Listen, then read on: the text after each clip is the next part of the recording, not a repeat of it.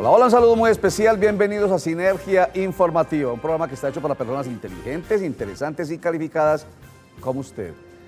La información política y administrativa nos sirve, la información política y administrativa tiene que ver con nuestra felicidad o con nuestra tristeza.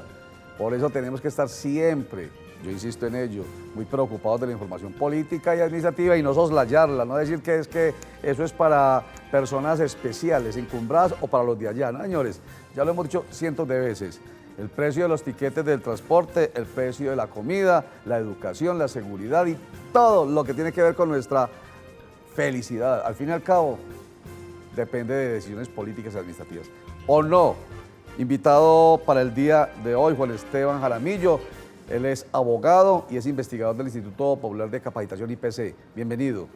Roger, muy buenas tardes, muchas gracias por la invitación y de acuerdo con ese mensaje inicial que envías. Así de sencillo, ¿cierto? Totalmente. Que no creamos que es que podemos tranquilamente desprendernos y que lo político no nos importa. Ya nos decía aquí en un programa anterior Carlos Andrés Pérez, el director del CAEP, que es el del Centro de Análisis y Entrenamiento Político, que apenas el 35% de los colombianos se interesan por lo político, y eso que parece que fuera mucho, ¿no? Pues parece ser mucho porque las elecciones nos muestran otra cosa. Otra cosa, una abstención de más del 62,50%, como ocurrió en las elecciones pasadas, en el plebiscito pasado. Es demasiada abstención para un pueblo que debe realmente participar, que es su obligación.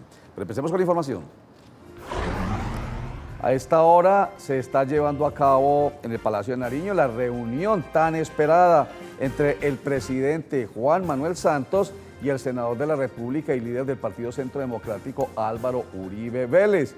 2 días después de que el no, liderado por Álvaro Uribe Vélez, ganara en el plebiscito por la paz, demasiado rápido para que se diera este encuentro importante por un pacto nacional por la paz.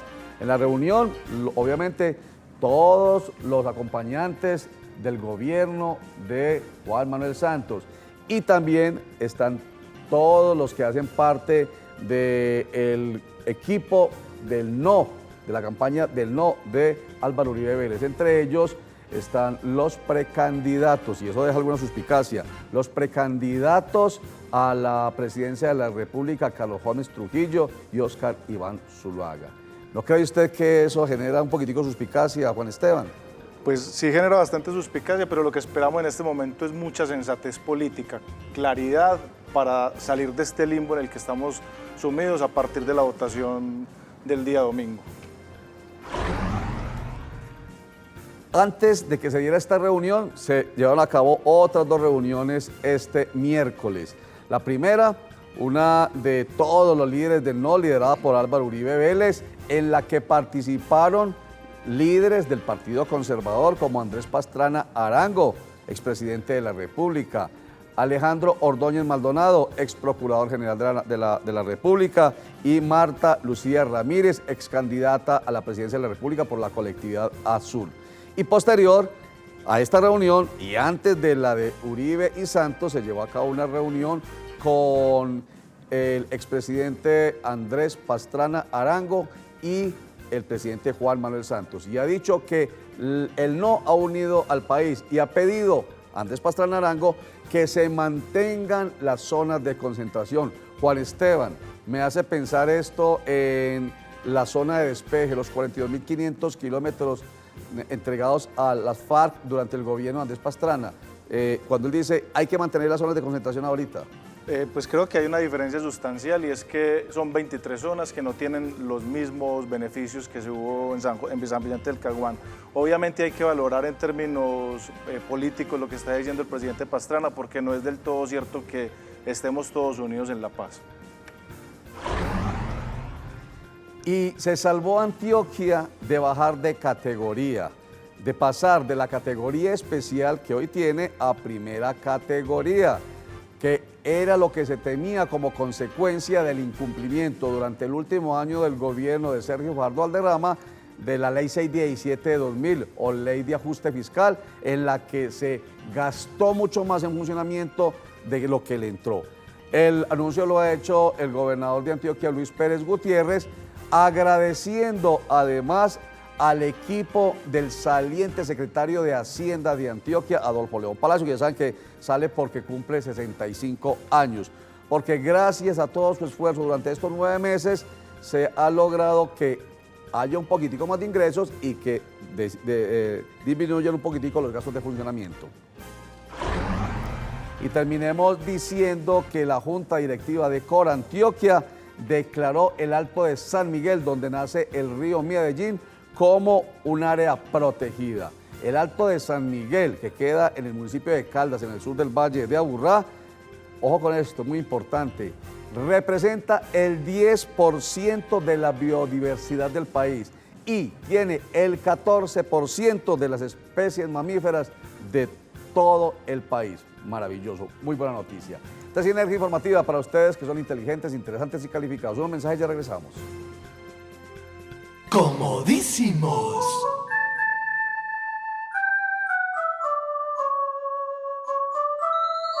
Especialistas en descanso.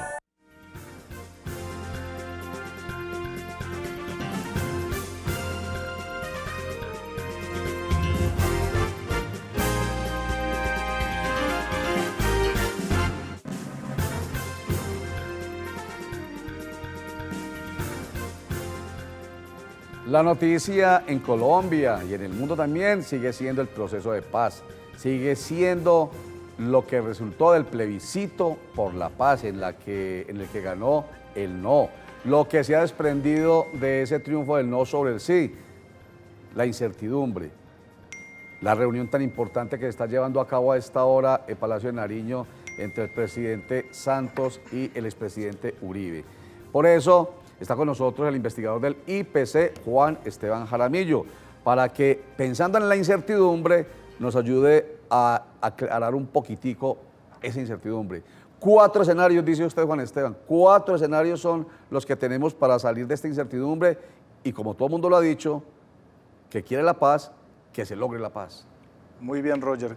Digamos que estos son especulaciones, más o menos teniendo en cuenta o siguiéndole el pulso a lo que ha sucedido desde el domingo hasta hoy en términos de las diferentes manifestaciones de los actores políticos que están involucrados en este conflicto. Digamos que hay un asunto muy importante y es que uno podría pensar en 4 escenarios, quizás más, pero creo que estos son como los más reales que uno podría encontrar. Uno, que haya un escenario de asamblea constituyente, ¿cierto? Tal cual lo hayan promovido en algún momento tanto la guerrilla de las FARC como el Partido Centro Democrático y el expresidente Uribe. Otro, que se abra un escenario de renegociación, ¿cierto? Otro, que sea posible que se acojan los acuerdos con algún mínimo cambio. Y el otro escenario, digamos que el más adverso y el más peligroso que se cierne en este momento sobre el país, es que se acabe el proceso de paz por radicalización absoluta de las partes. Asamblea Constituyente, 4 escenarios para salir de esta incertidumbre. Asamblea Constituyente, renegociación, el cambio de algunos de lo acordado y que se acabe. Pero antes de que empiece a explicar poco a poco qué diferencia hay entre la renegociación y acuerdos con mínimos cambios. Al fin y al cabo ahí nos da una renegociación. Eso haría parte de una renegociación, pero digamos que la renegociación partiría de cero, tal cual lo están planteando el presidente Pastrana y el exprocurador Alejandro Ordóñez. O sea, como que si estos 4 años no hubieran servido para nada. Sí, porque hay una tesis que está planteando que los acuerdos son absolutamente inválidos. Por lo tanto, habría que iniciar nuevamente la mesa de conversación. Muy bien, entonces queda claro que son 4 escenarios y los 2 que se me parecieron, el de renegociación segundo y el tercero, el de acuerdos con algunos leves cambios, no son iguales. Renegociación desde cero. Hablemos del primero, Asamblea Constituyente. Bueno, digamos que el domingo todos creímos que íbamos para un escenario constituyente, ¿cierto? Porque veíamos una polarización del país en mitades, ¿cierto? 50% y algo más por el sí, 50% y algo menos por el no. Pero las expresiones que se han dado en los últimos días dan lugar a pensar que es muy poco probable que entremos en un escenario de asamblea constituyente por 2 razones fundamentales. Uno, por lo engorroso del procedimiento para convocar una asamblea constituyente, y además que las FARC o el ELN no podrían hacer parte de la asamblea constituyente. Uno. Y además, pues digamos que en ese escenario de absoluta polarización, una asamblea constituyente requiere la construcción de acuerdos políticos y de consensos. Y digamos que en este escenario de absoluta polarización, la construcción de esos consensos necesarios para definir la arquitectura jurídico, política e institucional del país sería muy difícil. Sí. ¿Qué se logra con una asamblea constituyente? Pues una asamblea constituyente, más que buscar solucionar un problema de paz, lo que busca es nuevamente definir los cimientos de la constitución política, es definir cómo es que vamos a funcionar a partir de ahora en materia jurídico-institucional. Pero yo vuelvo a preguntar, que lo hacíamos en el programa anterior con Carlos Andrés Pérez. Sí. ¿Es una especie de reforma de la Constitución? Cambio total de la Constitución. No es reforma, esa es la diferencia. Muy bien, llegamos donde quería. Cimientos, cuando ustedes hablan de los cimientos, es vuelva a construir. Hoy tenemos una construcción, un edificio. Hoy tenemos un edificio que es una constitución, que es garantista, que es la de nuestro Estado Social de Derecho, ¿cierto? Exactamente. Con 300 y punta de artículos que definen la estructura de nuestra institucionalidad. Reformas que se le han hecho a nuestra Constitución en estos últimos 30 años son, 25 años. 25 años cumplimos este año. 25 años desde el 91, es cambiar un artículo por el otro, reformitas, es cambiar una pared por la otra. La Asamblea Constituyente es tumbe ese edificio y empiece otra vez desde las bases, desde los cimientos, a construir otro edificio. Eso es. Sí, y sería muy peligroso, Roger, porque hay actores que van detrás de acabar con la acción de tutela, hay actores que van detrás de acabar con el Tribunal Constitucional, hay actores que están interesados en disminuir el catálogo de derechos fundamentales que la población goza. Entonces, digamos que y correríamos el riesgo incluso de que los derechos socioeconómicos quedaran supeditados a la sostenibilidad fiscal del país. O sea que esta Constitución que hoy tenemos, que es muy garantista, que es la del Estado Social de Derecho, cuando hablamos siempre de esa palabra social, hablamos de la importancia, la dignidad de los colombianos y los derechos que están ahí consignados pensando en nuestro bienestar general. Esos derechos, ese Estado Social de Derecho, ¿podría cambiar? Sí, podría. Volver incluso a la Constitución de 1886, que era un Estado de derecho, sin importarle mucho la dignidad del ser humano. La Asamblea Constituyente se caracteriza porque el que actúa allí es un poder político que conocemos como poder constituyente. Sí. Teóricamente el poder constituyente todo lo puede, no tiene límites jurídicos, puede redefinir todo el modelo del Estado Social de Derecho, puede definir que somos otro tipo de Estado totalmente distinto, ¿cierto? Puede cambiar todas las instituciones políticas que tenemos y podríamos entrar a un sistema parlamentario, etcétera. Pues los cambios son infinitos, no hay ningún límite en términos jurídicos para un poder constituyente. Y en términos de paz, ese riesgo que se corre, ¿para qué sería? ¿Qué se lograría en términos de paz si la paz la hemos discutido acá y en el contexto de este acuerdo o esta negociación entre las FARC y el Gobierno Nacional desde hace 4 años como un derecho fundamental que está ligado a otros derechos como la vida, como la salud, la educación, el bienestar general, la justicia social? No es necesario una asamblea constituyente. La Constitución Política del 91 establece claramente que la paz es un derecho y un deber. De obligatorio cumplimiento. Por lo tanto, pues si vamos a ir a una asamblea constituyente para garantizar la paz es un contrasentido porque ya está garantizada en la Constitución. Perfecto. Yo creo que nos ha quedado muy claro hoy por fin. Qué bueno que usted nos haya ayudado a llegar a esa claridad, Juan Esteban Jaramillo, investigador del Instituto Popular de Capacitación IPC, sobre uno de los escenarios, de acuerdo con él, que dice que es una especulación, pero es un hombre estudioso y en el que muchos acuerdan. 1, asamblea constituyente, pero por lo que me queda a mí, peligrosísimo y además innecesario. Enseguida, después de comerciales, vamos con los otros 3 escenarios que ya no necesitan tanta profundidad, son más sencillos, pero antes la frase, para que la analicemos enseguida cuando regresemos con Juan Esteban Jaramillo. Aquí está la frase. Ningún hombre es lo bastante bueno para gobernar a otros sin su consentimiento.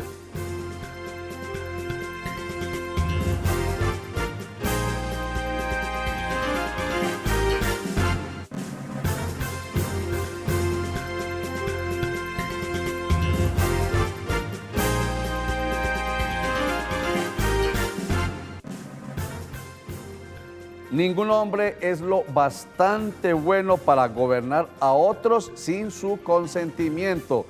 Una frase de Abraham Lincoln. ¿Qué le sugiere a usted, Juan Esteban? Pues yo la cambiaría por representar en vez de gobernar. Yo creo que ningún hombre gobierna a ningún otro. Simplemente en los sistemas democráticos son personas que nos representan en términos políticos.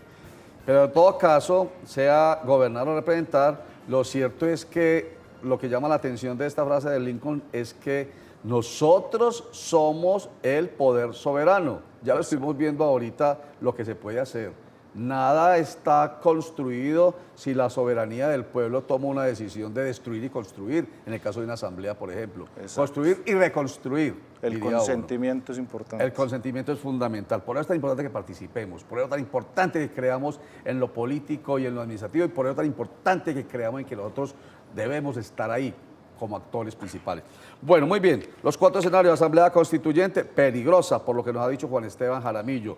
El segundo escenario es la renegociación. Sí, ahí está planteándose la posibilidad de que se renegocie todo y partamos de cero. El expresidente Pastrana y el exprocurador Ordóñez plantean la invalidez absoluta de los acuerdos. El Centro Democrático señala que tiene más o menos 80 observaciones a los acuerdos, lo que nos llevaría a un escenario de renegociación absoluta.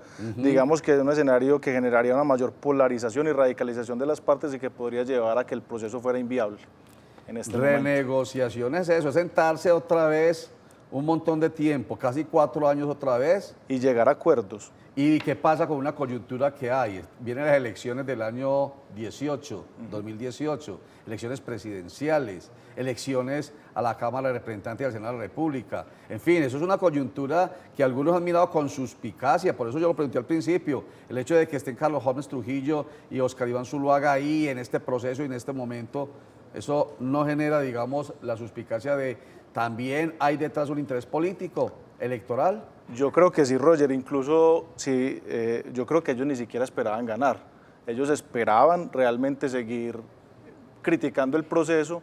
Hoy no tienen una propuesta clara de qué hacer con el proceso, porque ellos estaban proyectando, era principalmente para las elecciones. Y como tú bien lo anotas, que Duque, Holmes y Zuluaga sean los de la comisión. Iván Duque también, claro, senador. Son 3 candidatos presidenciables del Centro Democrático. Ahí se está demostrando que más que un interés en el proceso de paz, lo que había era un interés en términos electorales para el 2018. Bueno, y algunos dicen que mataron el tigre y se asustaron con el cuero, que es lo que la gente está pidiendo. Bueno, señores, listo, nosotros votamos por el no, así no seamos uribistas, así no creamos en el Centro Democrático, así no nos interesen sus intereses políticos electorales. ¿Qué hay que hacer ahorita? Entonces, por eso es que se dice que tan rápido se dio ese encuentro entre Uribe y Santos. Claro, y además ya le están diciendo al presidente que él es el presidente y que tiene que asumir los diálogos, cuando se supondría que si ellos fueron los que promovieron el no, son los que deberían de tener el plan para resolver este asunto, y entonces tienen que acudir ahora al gobierno, a los negociadores de paz, para definir qué vamos a hacer. Ahí hay una inconsistencia. Una cosa es cabalgar con mentiras en una campaña, como se cabalgó en el plebiscito, y otra es la realidad de renegociar. Usted ya no puede llegar a decir que van a imponer castrochavismo porque se le van a reír en la cara. Claro. Lo cierto es que el único que puede negociar hoy es el presidente de la República. No puede hacerlo Centro Democrático con la FARC, no. Solo lo puede hacer, que es el que tiene toda la autoridad constitucional y legal, el presidente de la República. Pero las propuestas supuestamente tienen que venir de quienes dijeron no nos interesa ese acuerdo de paz con la FARC así, de esa manera. Entonces, ¿cómo? Muy bien. Y vamos con el tercer escenario, acuerdos con mínimos cambios. Este quizás sea el escenario más favorable, es decir, ya llevamos 4 años de negociaciones, son públicos los acuerdos, sabemos que se acordó, pero incluso las observaciones que están saliendo hoy en día, todas están incorporadas en los acuerdos. Sí. Es decir, si superamos la idea de que pena es castigo y justicia es venganza, ¿cierto? En el problema de justicia transicional, y que es posible concederles participación política a las FARC si nos retrotraemos históricamente a lo que sucedió con la OP y el exterminio que hubo, que era la posibilidad de haberlos reincorporado hace ya más de 2 décadas, ¿cierto? Entonces es posible que acojamos los acuerdos con algunos mínimos cambios, ¿cierto? En materia sobre todo de cómo funcionarían algunos asuntos que tengan que ver con la participación política o la reforma rural, y que representen los acuerdos también a esa mitad importante del país que votó no. Es decir, no se trata de desconocerlos, pero que puedan llevar algunos acuerdos mínimos, sensatos, entendiendo que esto es una negociación y una imposición, para que superemos este limbo tan delicado en el que Entonces, estamos. la sensatez entra a jugar un papel muy importante en ese tercer escenario. O sea, no tanto que queme al santo, ni tampoco que no lo alumbre. No tanto la venganza, no tanto el impedir a los que hoy quieren cambiar balas, armas y muerte y sangre por palabras y argumentos, la posibilidad de que sí, de que lo logren. O sea, no tantos extremos realmente. Exacto, es decir, es que comprendamos que lo que nos abre un proceso de paz es la posibilidad de reconciliarnos a partir de dos asuntos fundamentales. Sí. Asumir la responsabilidad, decir la verdad, bueno, y un tercero, reparar a las víctimas. Ajá, no, que es necesario. Es lo más De importante todas en este maneras, ahí asunto. están los 6 puntos del acuerdo, ¿cierto? Claro. Ahí están, y entonces el quinto punto, que es el de las víctimas, claro, ahí habla de verdad, justicia, reparación, absoluta verdad, absoluta justicia, absoluta reparación, memoria y el compromiso de no repetición. Entonces, este pareciera que fuera como el escenario más, digamos, ideal. Sí, Aunque porque... suena como redundante, ¿no? Claro, porque digamos que de todas maneras, pues incluso esta mañana la ex ministra Marta Lucía Ramírez, que sacó 2 millones de votos en la pasada elección electoral, está señalando que hay aspectos valiosos del acuerdo. Excelente. El expresidente Uribe está señalando que hay algunos cambios que hay que hacer, ¿cierto? Algunos políticos están saliendo a reconocer que los acuerdos no eran tan malos como vendieron la idea durante la elección. Están diciendo que hay algo valioso que recuperar y que hay que hacer algunos mínimos cambios. Y el mismo Andrés Pastrana Arango dijo lo propio. Y lo último, rapidito, el cuarto escenario, se acabó el proceso, rápido. Pues digamos que ese se nos puede llegar a presentar en el caso de que sigamos en la radicalización absoluta de las partes. Yo creo que es improbable por la sensatez que han mostrado sobre todo las organizaciones armadas, tanto estatales como insurgentes. Están diciendo, sostenemos el cese al fuego bilateral y está mostrando que a pesar de la adversidad se mantiene este proceso fuerte, firme y no con la fragilidad de procesos anteriores como en Tlaxcala o en otros lugares. Apenas 3 días después del plebiscito, 5 de octubre, 3 días nomás después, se ha mostrado cada uno de los actores en este conflicto con la disposición de hacer un acuerdo nacional, de un pacto nacional. Eso pues puede llevar a que este cuarto escenario se derrumbe totalmente, que se acabe el proceso. El tercero es el que suena como posible, acuerdo con mínimos cambios. Juan Esteban Jaramillo, investigador del IPC, gracias por estar con nosotros en Sinergia Informativa. Roger, un placer estar aquí contigo. Muchas gracias. Ya saben, inteligentes, interesantes y calificados televidentes de Sinergia Informativa, todos los días grandes posibilidades tenemos de ir informándonos más y de ir formándonos más para tomar un juicio. Ya no nos toca por ahora ir a decidir en las urnas, pero qué bueno en todo caso tener estos elementos de juicio para que le hagamos fuerza desde la casa a lo que debe ser por el bien de todos. Así de sencillo. Recuerde que la franja informativa de Cosmovisión empieza a la 1 de la tarde con Sinergia Informativa. Vuelve a las 8 de la noche con Cosmovisión Noticias. Ahí está Juan Carlos Sierra con esa forma especial de entregar la noticia bajo la dirección de José Fernando Jaramillo. Y luego, José Fernando Gil, Jaramillo es mi invitado, José Fernando Gil. Y luego a las 8:30 nos cogió la noche. Y recuerde además que su colchón debe ser cambiado cada 5 años por salud y por comodidad. Así que la pregunta es muy sencilla. ¿Usted ya cambió su colchón? ¿Y cómo durmió anoche? Comodísimos. Muchas gracias. Chao. Comodísimos.